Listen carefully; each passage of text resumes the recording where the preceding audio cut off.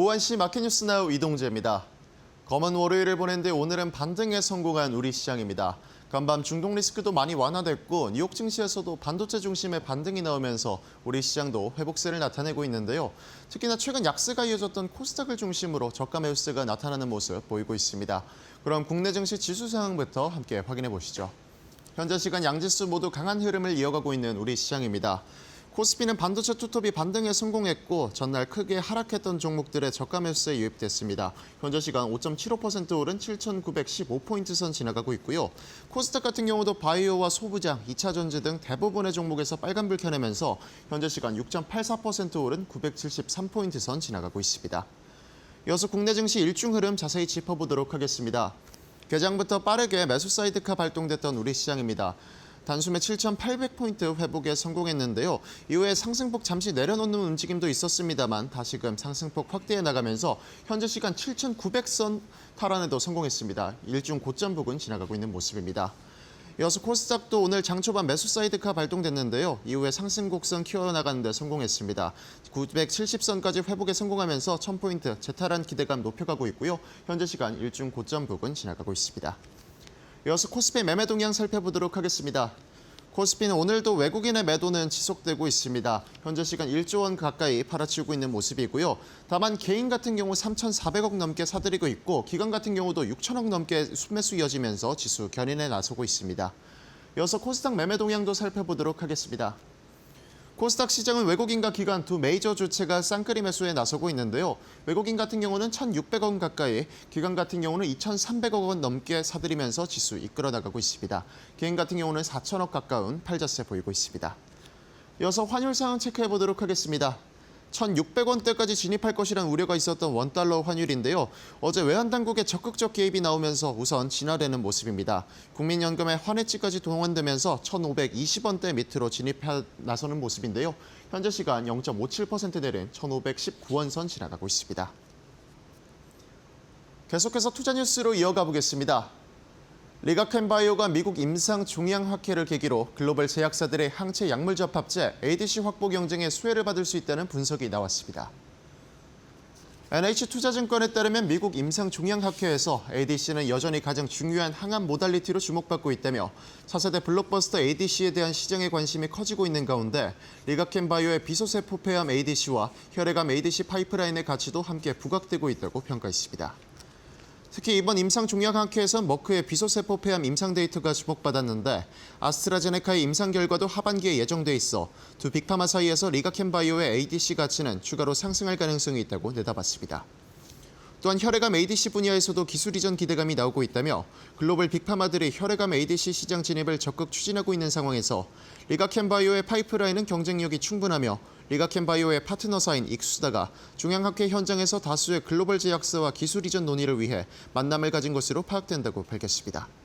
현재 시간 리가켄바이오의 주가 확인해 보도록 하겠습니다. 리가켄바이오 현재 시간에도 10% 넘는 강한 모습 이어지고 있습니다. 장 초반부터 10%대 강한 모습 이어지고 있는데요. 현재 시간 12만 9,300원 선 지나가고 있습니다.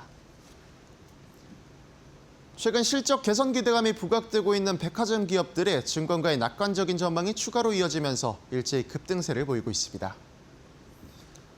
신한투자증권은 근로소득의 증가와 자산 가격 상승, 외국인 매출 급증에 더해 핵심 점포 리뉴얼 및 해외 출점 강화 노력으로 백화점 기업들의 초강세가 이어지고 있다고 평가했습니다. 한국투자증권은 부의 효과 등에 따라서 백화점 산업이 구조적인 성장에 들어갔으며 수도권뿐만 아니라 지방 백화점도 양호한 매출 흐름을 보이고 있다고 설명했습니다. 오랜 기간 부진을 겪어온 롯데쇼핑은 올해를 기점으로 대부분의 사업부가 정상화될 것이며 국내 백화점 사업부의 영업이익 레버리지 효과가 올해 내내 지속될 것이라고 평가했고 현대백화점은 밸류에이션 매력이 부각되며 다른 백화점 기업들과의 키 맞추기가 진행될 것으로 예상했습니다. 또한 신세계의 목표 주가는 70만 원에서 90만 원으로 29% 상행하면서 현재 백화점 산업의 내국인 매출은 부의 효과와 명품 주얼리 가격 인상에 따른 포무 현상인 점을 고려할 때 올해 매출이 일제히 상승할 백화점 3사 가운데서도 명품 비중이 가장 높은 신세계 백화점이 압도적인 매출 흐름을 보일 것이라고 평가했습니다. 현재 시간 백화점 기업들의 주가 확인해 보도록 하겠습니다. 오늘도 여전히 강한 모습 보이고 있는 백화점 기업들입니다. 현대백화점 같은 경우 오늘 계속해서 강한 모습 이어가면서 17.43% 오른 17만 4,500원 선 지나가고 있고요. 롯데쇼핑 같은 경우도 12% 넘게 오르고 있고 신세계도 11.36% 오르면서 63만 7천 원 선 지나가고 있습니다. 삼성전자가 올해 1분기 디램 시장에서 압도적인 생산 능력을 바탕으로 1위 자리를 공고히 했습니다. 시장 조사기관 옴디아에 따르면 올해 1분기 글로벌 디램 업계의 매출 규모는 전분기보다 85.3% 증가한 971억 달러, 우리 돈 약 148조 원으로 집계됐습니다. 글로벌 디램 수급 불균형에 따른 가격 상승과 HBM 판매 확대가 매출 규모 폭증으로 이어진 것으로 풀이됩니다. 전체 디램 시장 점유율에서는 삼성전자가 지난 4분기 36.5%에서 올해 1분기 38.6%로 2.1%포인트 상승하며 선두 자리를 지켜냈습니다. 같은 기간 SK하이닉스의 점유율은 32.9%에서 28.8%로 4.1%포인트 하락했고 3위를 기록한 미국의 마이크론 역시도 22.8%에서 22.4%로 소폭 하락했습니다. 삼성전자는 글로벌 메모리 3사 가운데 유일하게 점유율이 상승하며 경쟁사와의 격차가 확대됐고 매출 규모에서도 3사 중 가장 큰 폭의 상승세를 보이며 전분기보다 95.4% 증가한 374억 달러의 매출을 기록했습니다. 이어서 현재 시간 반도체 투톱의 주가도 확인해 보도록 하겠습니다. 어제 강한 하락을 나타냈던 삼성전자와 SK하이닉스 오늘 큰 폭의 반등 이뤄내고 있습니다. 현재 시간 삼성전자 6% 넘게 오르면서 31만 3,500원 선 지나가고 있고요. SK하이닉스 같은 경우도 장 초반부터 상승폭 키워내면서 11.3% 오른 212만 7천 원 선 지나가고 있습니다. 우리 시장 양지수 모두 서킷 브레이크가 발동된 지 하루 만에 매수 사이드카 발동되며 빠른 회복에 나서고 있습니다. 우리 시장이 단기간에 급등하면서 변동성이 높은 롤러코스터 장세가 이어지고 있는데요. 추가 상방 확대 기대감과 고점 부담감이 양립하면서 예측하기 어려운 시장이 계속되고 있습니다. 이런 상황 속에서의 향후 전망과 대처 방안도 저희와 이어서 알아보시죠.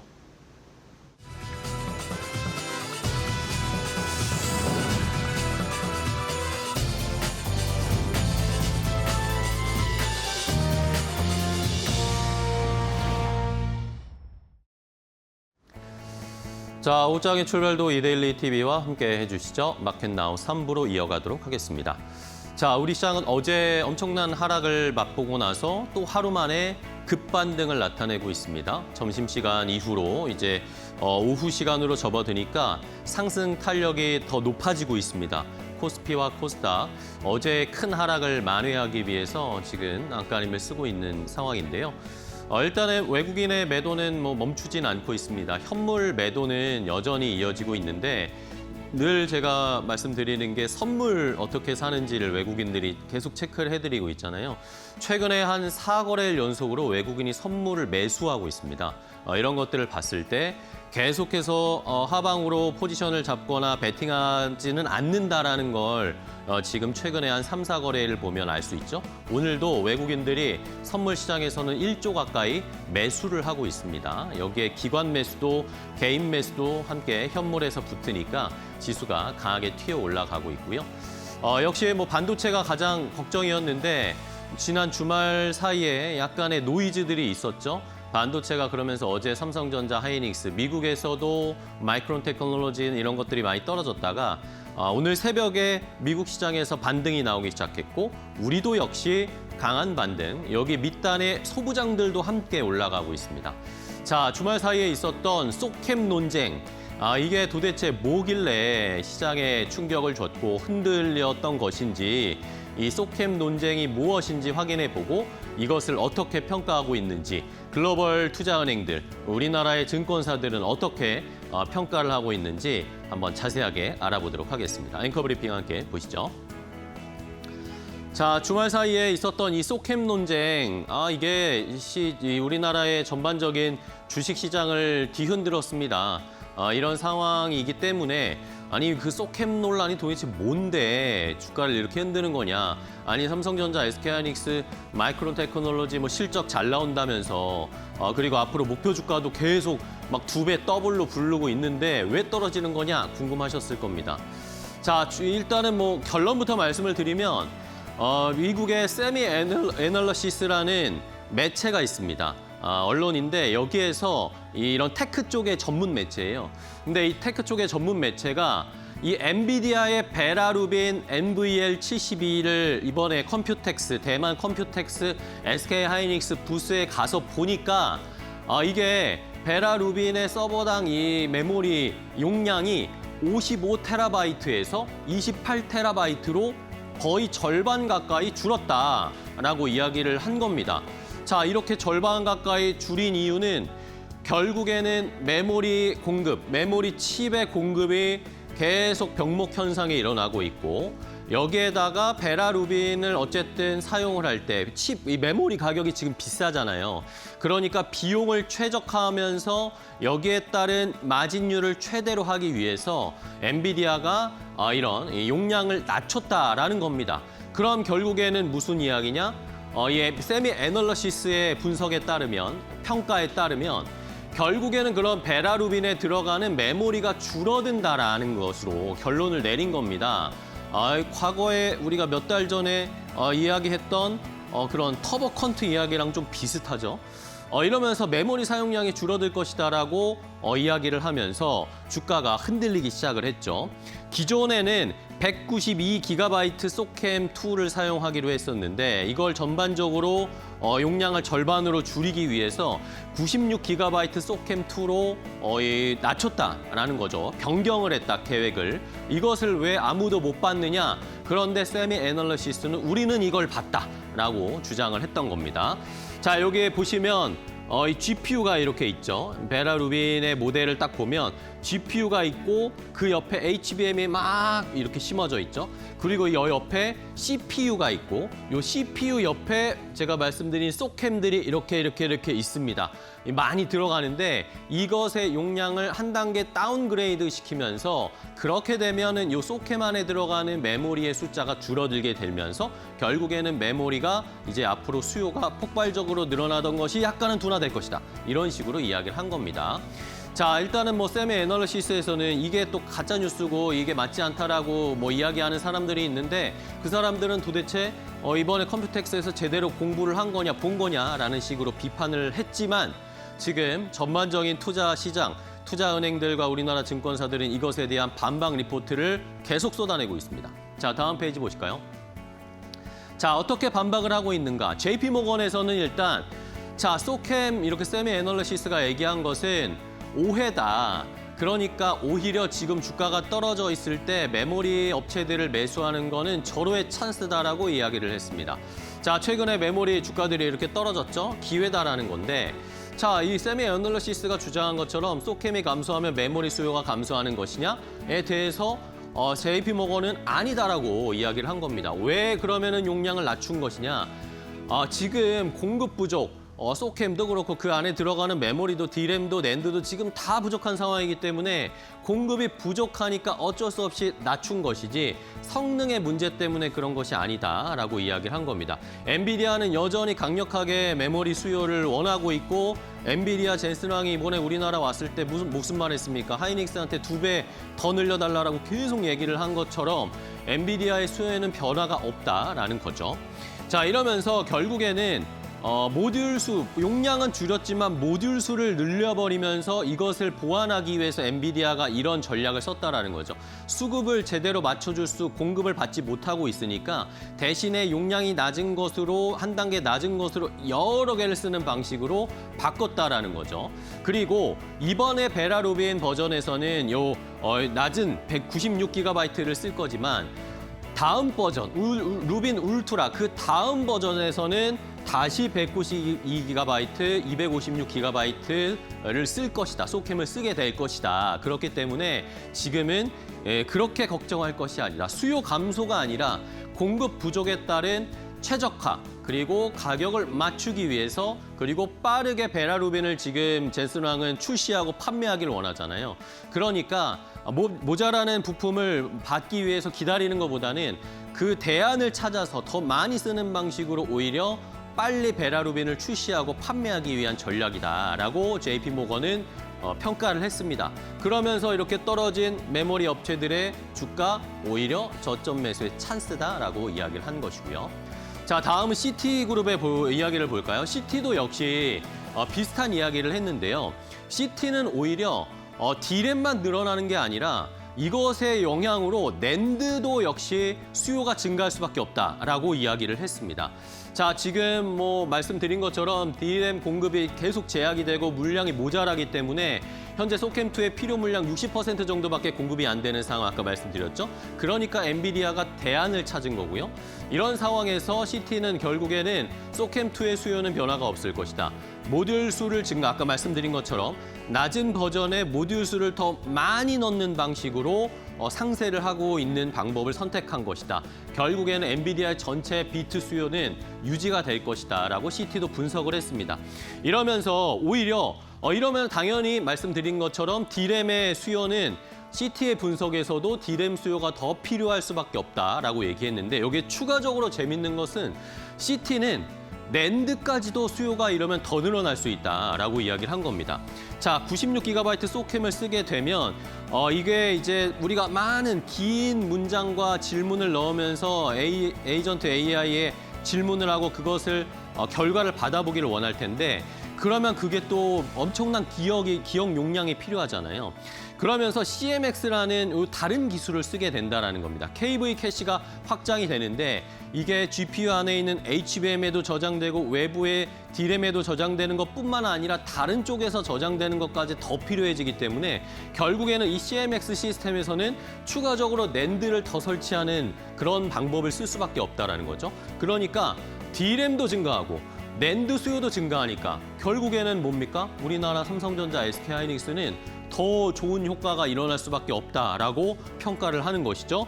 D램도 늘고 낸드로 늘어나면 우리 삼성전자, SK하이닉스, 마이크론 테크놀로지까지 다 웃을 수밖에 없는 상황이 될 것이다라고 CT는 분석을 했습니다. 자, 마지막으로 국내에서는 또 어떻게 분석하고 있을까요? 메리츠증권도 역시 비슷한 주장을 했습니다. 자, 이번에 세미 어널리시스의 판단은 이해를 잘 못하고 잘 이해하지 못한 상황에서 판단한 결과의 기사다라고 이야기를 했습니다. 몰 이해에 기반한 주가의 조정은 오히려 기회다라고 메리츠는 이야기했는데요. 자, 이러면서 메리츠증권은 실제 대만 쪽이나 이쪽 메모리 라인 쪽의 업계 전문가들 그리고 그쪽 업계 사람들에게 한번 질문을 하고 정보를 모아봤답니다. 그랬더니 192가 소캠2는 말한 것처럼 줄었습니다. 그런데 오히려 96GB 소캠은 6배가 증가한 이 수요를 이야기가 나왔다, 수요가 나왔다라는 것도 실제 주문의 수량이 변했다라는 걸 확인했고요. 64GB 이거보다 더 낮은 것도 50%나 증가했다라는 것을 확인할 수 있었다라고 합니다. 이러면서 결국에는 단기적으로는 소캠2가 이 낮은 버전의 소캠의 출하량이 증가하면서 이 업체들에게 수혜가 될 것이고 중장기적으로 봤을 땐 그럼 그 소캠 안에 들어가는 기판이라든지 소재라든지 모듈 업체, 후공정 업체들이 차례차례로 수혜를 받을 수 있는 단기적, 중장기적으로 다 이 소캠 쪽에 관련된 업체들을 잘 봐야 된다라는 결론을 내줬습니다. 결국에는 악재가 아니라 이번 소캠 논란은 업사이클 초입에 나오는 약간의 노이즈였을 뿐이다라고 공통적으로 주장을 하고 있으니까요. 시청자 여러분들도 이번에 이 소캠 논쟁이 과거에 그냥 터보컨트 같은 해프닝으로 지나갈지 아니면 추가적인 뭔가 비판이나 문제가 발생할지를 한번 잘 살펴보고 판단해 보시면 좋을 것 같습니다. 앵커 브리핑이었습니다.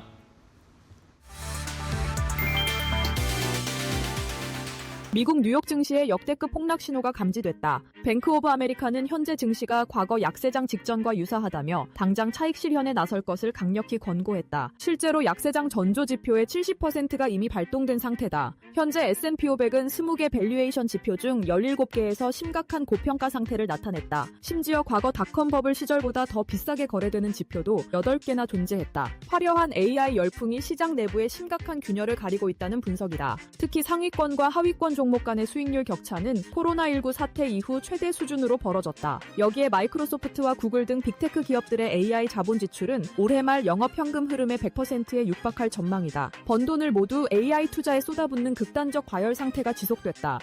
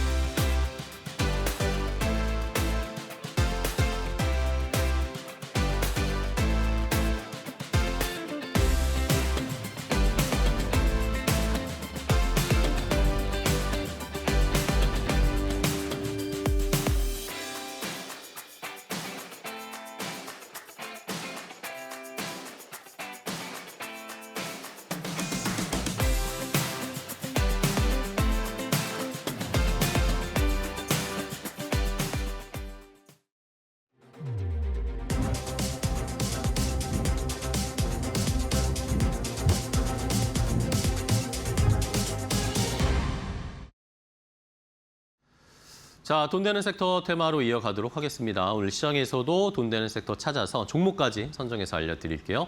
자, 오늘은 이데일리 TV의 박근호 전문위원과 함께하겠습니다. 위원님 안녕하세요. 안녕하십니까. 네, 반갑습니다. 자, 박근호 위원님은 오늘 시장에서 또 어떤 돈 되는 섹터를 골라주셨을지 첫 번째 돈 되는 섹터부터 바로 확인을 해보죠. 자, 첫 번째 돈 되는 섹터는 데이터 센터 관련된 섹터 테마를 살펴봐야 한다라는 의견을 주셨습니다.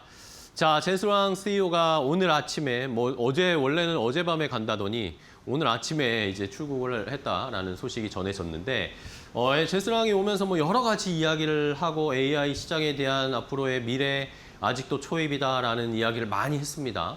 그러면서 데이터 센터, AI 팩토리를 같이 투자한다. 이것에 대한 앞으로의 계획들이 있다라고 여러 업체들과 우리나라 기업들과 얘기를 했어요.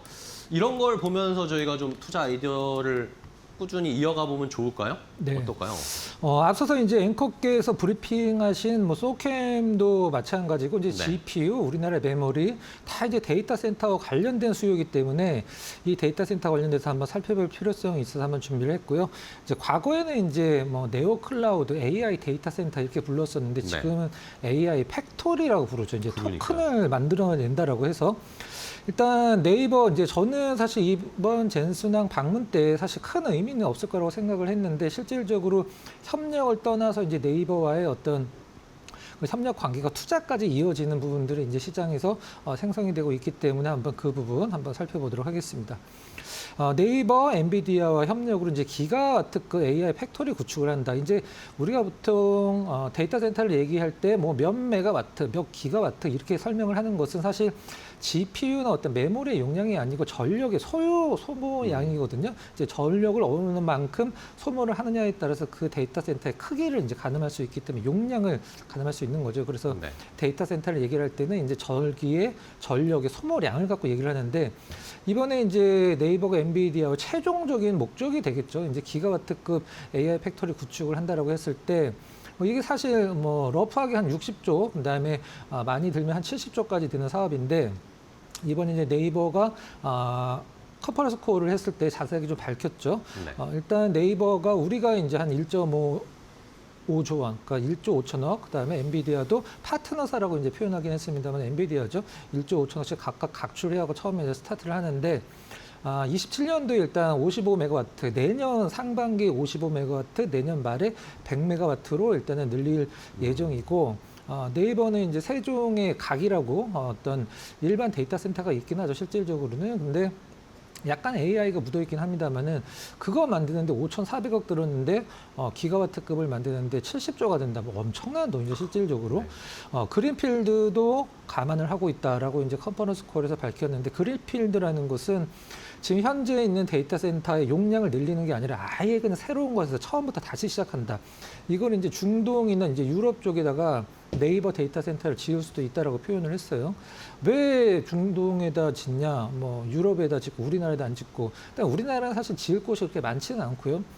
미국에다 지을 수도 없는 이유가 미국은 지금 데이터 센터들이 만들고는 있긴 합니다만 이 전력을 끌어오는 게 너무 힘들어갖고 공사가 굉장히 지금 늦게 좀 이루어지고 있기 때문에 아예 그냥 다른 쪽을 그린필드 어떤 전략을 피겠다라고 이제 표현을 했죠. 이제 현대차 그룹도 이제 새만금에 9조 원 투자하는 것 중에 이제 5.2조 원이 이제 데이터 센터죠. 정의선 회장이 젠슨왕한테 우리 이거 같이 한번 해볼까라고 이제 한번 떠봤는데 젠슨왕이 거의 오케이 사인이 좀 냈다라고 이제 표현을 하고 있는데 얼마만큼 투자를 할지는 조금 지켜봐야 될 것 같아요. LG U+는 이제 파주에 이미 200메가와트급 직군이 있는데 벌써 지은 지 좀 됐죠. 한 몇 년 있으면 완공되는 걸로 알려져 있는데 파주에 LG U+ AI 데이터 센터 다 지어지면 우리나라에서 제일 큰 거죠, 실질적으로는. 근데 이 데이터 센터와 관련돼서 제가 좀 약간 재밌는 얘기를 해드리면 이게 돈이 밖으로 안 빠져나가고 계속 그 안에서 도는 구조거든요, 실질적으로는. 그러니까 구글이나 아마존이 오픈 AI한테 엄청난 돈을 투자를 합니다. 그러면 오픈 AI는 그 돈을 갖고 구글이나 아마존의 데이터 센터를 이용을 하죠. 그러니까 돈이 왔다가 다시 오는 겁니다. 젠순항의 어떤 엔비디아도 마찬가지죠. 네오클라우드에서 AI 데이터 센터에서 미국에서 가장 지금 선두라고 할 수 있는 코어위브 같은 경우도 엔비디아가 코어위브 AI 데이터 센터에다 투자를 합니다. 그러면 코어위브는 다시 엔비디아 GPU를 그 돈으로 사고 계속 돈이 왔다 갔다 하는 거거든요. 실질적으로 뭐 화수분이라고 봐도 될 것 같습니다. 실질적으로는 일단 단순히 협력을 넘어서 어떤 엔비디아가 네이버 클라우드 센터에 AI 데이터 센터에 투자를 하는 것은 상당히 좀 의미가 있는 부분이다. 이렇게 표현을 하면 좀 될 것 같습니다. 네. 자, 이렇게 제스랑이 우리나라에 오고 나서 AI 데이터 센터, AI 팩토리라는 개념으로 투자가 이제 본격적으로 진행될 그림이 완성이 됐습니다. 그림이 그려졌어요. 자, 그러면 이 AI 데이터 센터, AI 팩토리 관련해서는 어떤 종목들을 살펴봐야 될까요? GNC 에너지를 첫 번째로 좀 골라봤는데요. 지금 당장은 이게 모멘텀이 생기기 좀 약간 힘들긴 합니다만은 네이버 세종에 있는 데이터 센터의 발전기를 전부 담당을 한 게 이 GNC 에너지죠. 비상용 발전기 한번 살펴보도록 하겠습니다. 이제 여러분들 다 아시겠습니다. 얼마 전에 이제 조선업에 관련된 이제 엔진 관련주들이 데이터 센터 상시 발전용으로 한번 모멘텀이 생긴 적이 있었었는데. 일단 GNC 에너지 같은 경우는 국내에 이제 디젤과 이제 가스 터빈 이용한 이 비상용 발전기를 모두 공급할 수 있는 유일한 기업인데 세종에 있는 네이버 데이터 센터가 한 번에 지어진 게 아니라 1차, 2차, 3차, 4차, 5차로 나눠져서 지어졌는데 GNC 에너지가 거의 모두 다 담당을 좀 하고 있죠.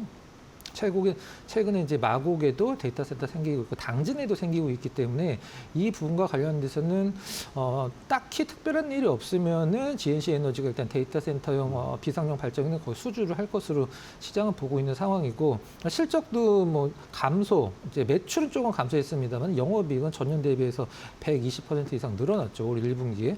지금 현재 LG U+, 뭐 현대차그룹, 그다음에 뭐 네이버 이런 대기업들이 데이터 센터에 완전 진심이기 때문에 이런 부분들은 이제 GNC 에너지의 향후 중장기적인 먹거리가 된다고 보시면 될 것 같고요.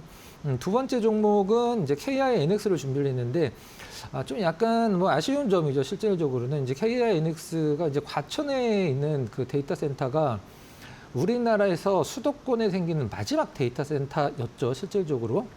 근데 이게 이제 보통 평균적으로 쓰는 우리가 데이터 센터, 보통 IDC라고 얘기하는 인터넷 데이터 센터죠. 이 부분이 만에 하나라도 AI 데이터 센터였다라고 하면은 진짜 KINX 주가가 지금 자리에 있을 수는 없을 것 같은데 일단 퓨어 데이터 센터, 퓨어 플레이어라는 점에서는 일단 KINX가 상당히 좀 높은 점수를 부여받을 수 있는데 그 부분을 시장에서 좀 많이 좀 인정을 좀 안 해주고 있는 것 같아요. 아마존, 웹 서비스, 그다음에 마이크로소프트, 오라클 이런 글로벌 클라우드 기업들도 직접적으로 이 KINX 과천 데이터 센터를 이용을 하는 상황이기 때문에 이런 부분들 데이터 센터 총 7군데 운영을 하고 있죠. 1분기 영업이익이 이제 89억 정도 나왔는데 숫자보다도 전년 대비 몇 퍼센트 늘어나는 게 중요하겠죠. 전년보다 한 79.5% 정도 영업이익이 늘어나는데 시장에서 그렇게 딱히 아직까지는 큰 관심은 좀 없는 것 같습니다. 네, 알겠습니다. 자, 이렇게 AI 데이터 센터에 구축을 하게 되면 함께 수혜를 받을 수 있을 기업들 몇 개를 체크를 해봤고요. 그러면 탑픽 종목으로는 어떤 거 고르셨어요? 서진 시스템을 좀 준비를 해봤습니다. 서진 시스템 ESS 관련돼서 많이 올라간 기업 아니야 생각을 할 수도 있는데 맞죠? 사실 ESS도 데이터 센터 향이 있으니까 뭐 데이터 센터의 밸류 체인에 들어간다라고 할 수도 있고 여러분들이 이제 저희가 이제 데이터 센터 관련 이미지 앞서서 잠깐 봤을 때 캐비넷 같은 게 쫙 서 있잖아요. 네네. 보통 우리가 렉이라고 표현하는데 그 렉을 만드는 게 이제 서진 시스템이 하는 거죠. ESS 렉도 그 컨테이너처럼 생긴 것도 서진 시스템이 만들고 그다음에 우리가 밖에서 중계기 같은 거 봤을 때 이제 철판 안에 이제 철판 네모나 박스 같은 데 안에 들어가 있잖아요. 그것도 서진 시스템이 만들고 그다음에 이런 그 데이터 센터 향 ESS나 어떤 이런 분들 클라우드 향의 어떤 렉을 데이터 센터 그 부분도 이제 서진 시스템에 만드는 거죠. 지금 현재 우리나라에서 그 데이터 센터 갖고 있는 기업들 뭐 네이버, 카카오, 통신 3사 대표적으로 이 기업들 모두 이제 서진 시스템이 그 렉을 좀 담당을 하고 있고 그다음에 이 부분은 좀 어딘지는 이제 그 서진 시스템에 밝히진 않았죠. 무슨 얘기냐면 우주, 항공향, 이제 게이트웨이 장비 3천억 공급을 한다라는 이제 기사가 있었었는데 실질적으로 나왔죠. 근데 이게 스페이스 X 향인지 아니면은 이제 아마존의 블루 오리진 향인지는 어떤 뭐 비밀이기 때문에 밝히진 않았다라고 표현을 하고 있는데 시장에서는 이제 스페이스 X 향으로 좀 보고 있는 것 같아요. 일단 잘 올라가다가 최근에 이제 시장 흔들리면서 다시 한번 좀 흔들리고 제자리 찾아가는 과정이라 일단 ESS 쪽에도 되고 그 다음에 어떤 데이터 센터 쪽에도 상당한 모멘텀이 있기 때문에 서진 시스템을 최선을 좀 픽으로 한번 골라봤고요. 가격적인 전략은 이제 현재가를 매수가, 목표가는 95,000원, 손절가는 6만 원으로 한번 설정을 해봤습니다. 네, 알겠습니다. 자, 서진 시스템을 탑픽 종목으로 뭐 ESS도 연결되고 데이터 센터 향에서도 수혜를 볼 수 있을 종목으로 탑픽 종목 골라봤습니다.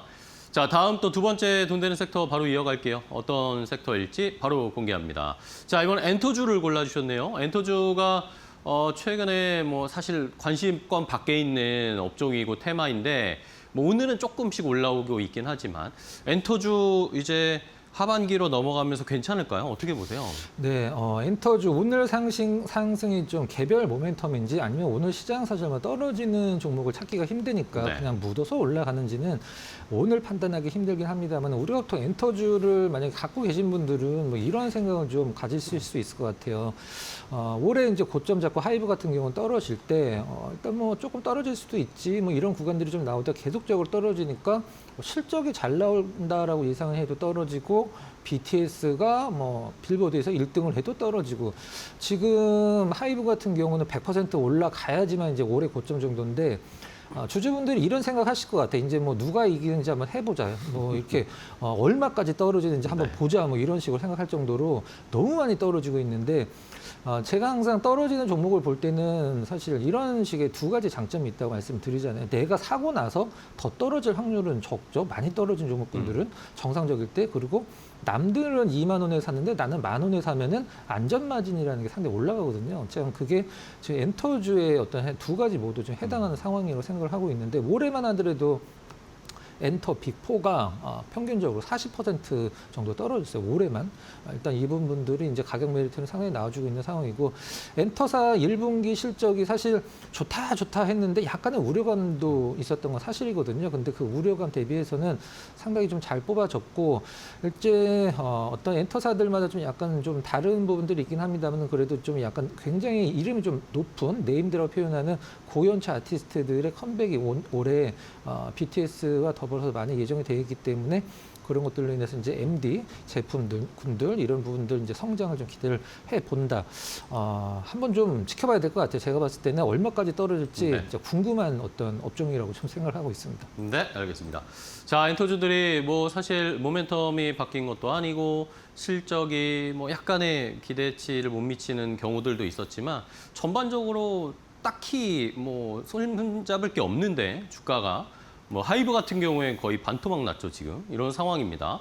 자, 그러면은 종목들을 몇 개 체크해 볼까요? 간단하게 몇 개 해볼게요. 네, 첫 번째 종목 좀 상징적인 종목이죠. SM 한번 보도록 SM? 하겠습니다. 네. 과거에 뭐 엔터 대장이죠. 지금은 좀 약간 빛이 바랬지만 SM 1분기 실적 괜찮게 나왔어요. 근데 증권사들이 최근에 SM과 관련된 리포트들 보면 목표 주가를 싹 다 하향을 시켰습니다. 뭐 딱히 어떤 뭐 흠잡을 곳이 없긴 한데 싹 다 목표 주가를 하향을 했는데 우리가 보통 고평가됐을 때 목표 주가를 하향을 하거나 아니면 뭐 실적 모멘텀이 줄어들었거나 이런 부분들이 있었는데 사실 리포트 안에서는 딱히 그런 부분들을 좀 찾긴 좀 힘들었죠.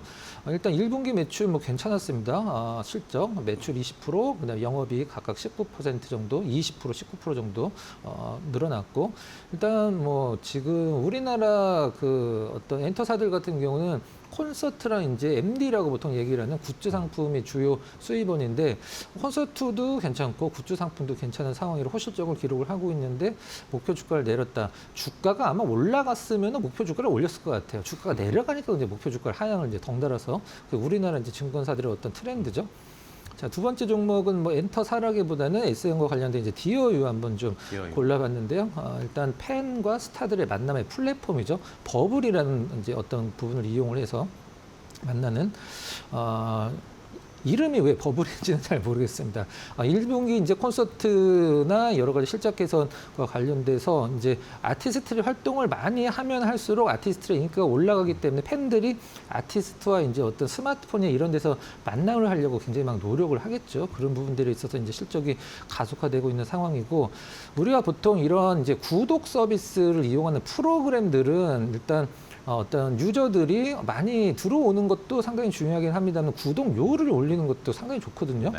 4,500원에서 이제 500원 올렸죠. 한 10% 정도 5,000원을 올렸었는데, 사실 이거는 상당한 어떤 도움이 되는 거고, 가격적으로 저항을 느낄 만한 부분도 아니기 때문에 한 달에 뭐 500원 더 낸다라고 해서 이제 어떤 팬덤이 무너질 리는 당연히 없겠죠. 그다음에 외국인으로 진출하는 부분, 중국의 이제 QQ 뮤직을 더불어서 이제 동남아 홍콩으로 좀 진출하는 것도 어떤 저변을 넓힐 수 있다는 부분에서 상당히 좋은 점이다. 이렇게 설명드리도록 하겠습니다. 네. 자, 그러면 토픽도 바로 이어서 알아볼게요. 어떤 종목 토픽으로 엔터 보세요? 시간 관계상 간단하게 한번 네네. 가보도록 하겠습니다. 하이브 당연히 하이브. 뭐 나와야 될 네. 종목, 가격이 많이 떨어졌다라는 것은 가장 메리트가 있다라는 부분이고요. 일단 BTS 효과가 많이 빛을 발했습니다만 어떤 기대감이 좀 사라졌다, 어떤 재료의 소멸이다 이렇게 표현하는데, 네. 이걸 하이브가 이제 실적으로 증명만 해주면 이제 되는 거죠. 실질적으로 올 2분기 이제 사상 최대 실적 거둔다라고 하니까 한번 그 부분을 하이브가 어떻게 숙제를 푸는지 한번 지켜보면 될 것 같습니다. 가격적인 전략은 현재가 뭐 사실 너무 많이 떨어졌기 때문에 큰 부담이 없죠. 네. 목표가는 30만 원, 손절가는 18만 원으로 한번 설정을 해보도록 하겠습니다. 네, 알겠습니다. 자, 하이브 뭐 여러 가지 좋은 상황인데도 주가는 많이 떨어졌습니다. 컴백 BTS 하기 전에 40만 원까지 터치했다가 지금 20만 원까지 내려왔는데 30만 원으로 목표 가격 제시해 주셨으니까 한번 공략해 보시기 바랍니다.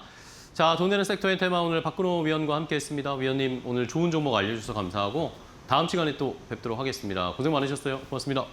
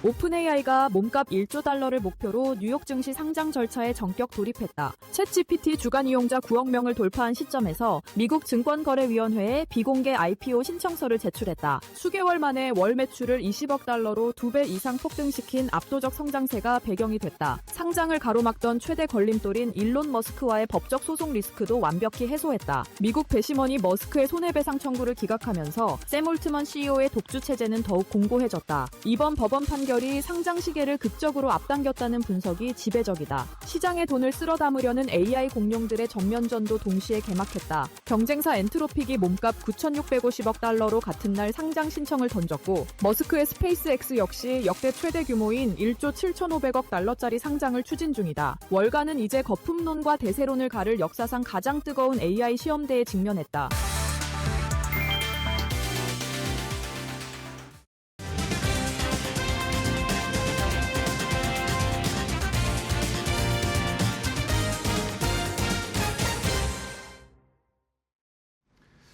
자, 함께 마켓나우 3부와 함께하고 계십니다. 시장의 분위기를 조금 체크를 해봐야 되는데 갑자기 지금 상승 탄력이 쭉 나오고 있어요. 코스피가 8,000선을 다시 회복을 했습니다.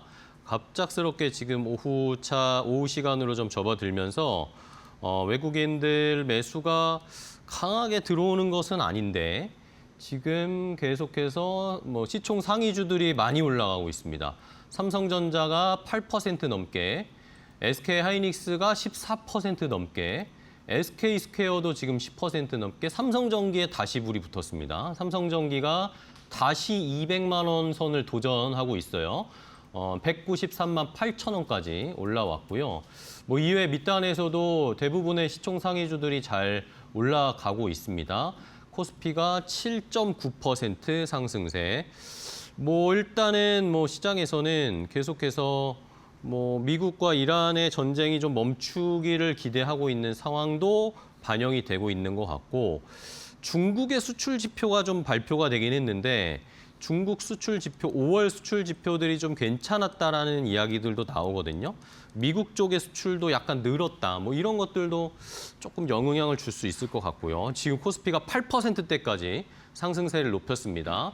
코스피가 지금 8% 상승세 8,083포인트까지 강하게 치고 올라오고 있습니다.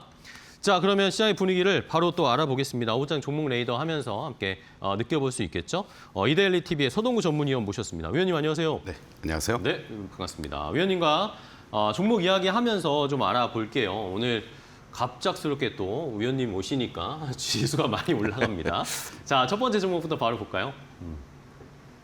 자, 가장 뭐 궁금하신 종목 중 하나일 겁니다. 삼성전자입니다. 자, 지금 저희도 지금 방송 막 시작하기 전에 갑자기 왜 이렇게 올라가지?라고 생각을 하고 있었는데 SK 하이닉스도 그렇지만 삼성전자가 지금 32만 원대까지 다시 회복을 했습니다. 자, 어떻게 봐야 될까요? 오늘 그렇습니다. 시장? 상대적으로 오늘 반등이 어느 정도 나올 수 있는 그런 분위기였고 또 반도체 투톱 삼성전자, SK 하이닉스가 주도하는데 사실 오전장만 해도 삼성전자는 30만 원을 지킬까 말까 하는 그런 어떤 고민 속에서도 SK 하이닉스가 탄력적인 모습을 보이고 오후장 들어서는 삼성전자도 더 탄력적인 모습을 보이고 있는 것 같습니다.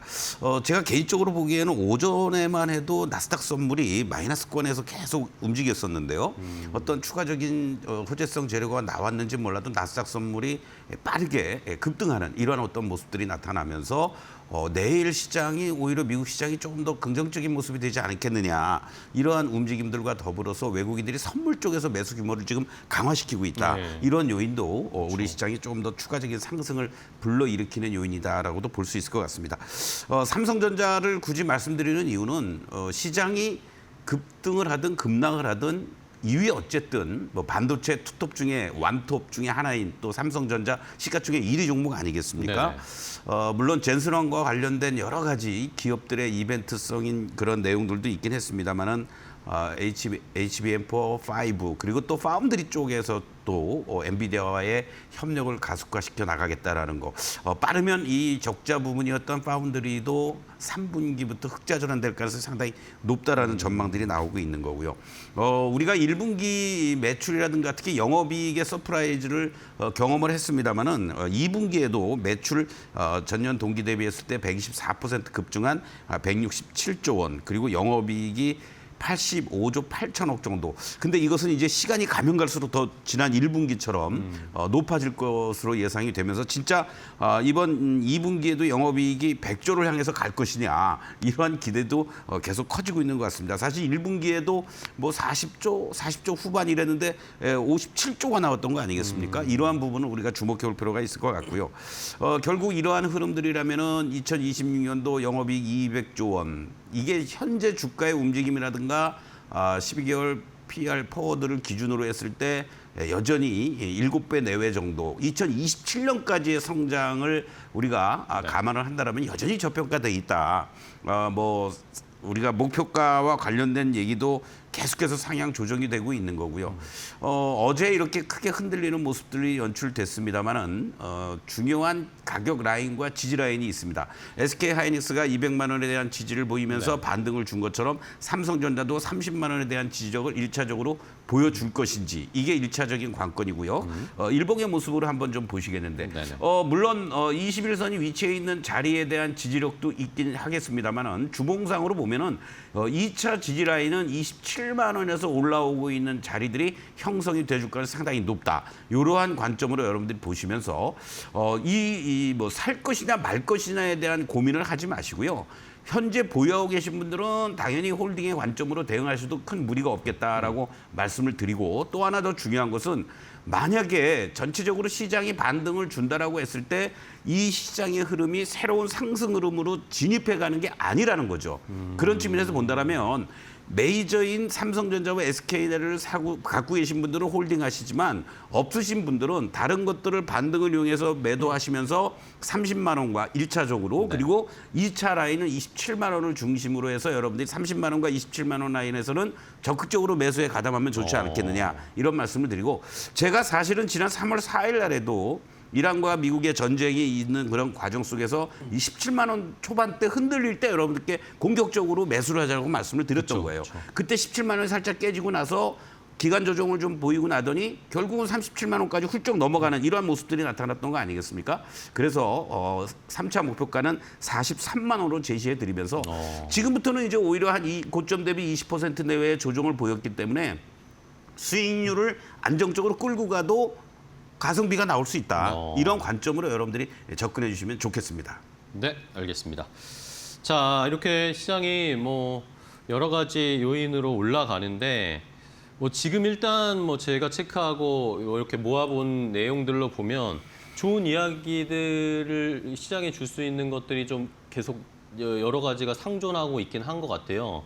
제가 보니까 일단은 중국 수출이 5월 수출 지표가 매우 좋게 나왔는데, 결국엔 AI 수요를 통해서 AI 관련된 중국 쪽에서의 수출이 많이 늘어났다라는 게 하나 있었고, 소캡 논란, 제가 앵커 브리핑에서 말씀드렸지만 소캡 논란이 오히려 매수기에다라는 해외 증권사 리포트, 투자은행들 리포트가 계속 나오고 있습니다. 네네. 오늘도 많이 계속 지금 발간이 되고 있고, 또 하나는 이제 이란과 관련된 이야기인데, 트럼프 대통령이 이란 문제에 대해서 앞으로 하루 이틀 내에 윤곽이 나올 수 있다, 이런 식의 또 코멘트가 있었던 것 같고요.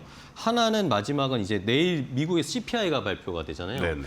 요거에 대해서 UBS 측에서 예상보다 낮은 CPI가 나올 가능성들이 있다, 뭐 이런 식의 좀 좋은 이야기들이 일단은 뭐 겹쳐서 나오고 있는 상황입니다. 일단은 우리 시장 강하게 반등을 다시 한번 보여주고 있고요. 삼성전자는 말씀해 주신 것처럼 한 번 더 도전해보자라는 네. 의견 주셨습니다. 좋습니다. 자, 두 번째 종목 바로 가겠습니다. 어떤 종목인지 공개합니다. 두 번째는 SK텔레콤입니다.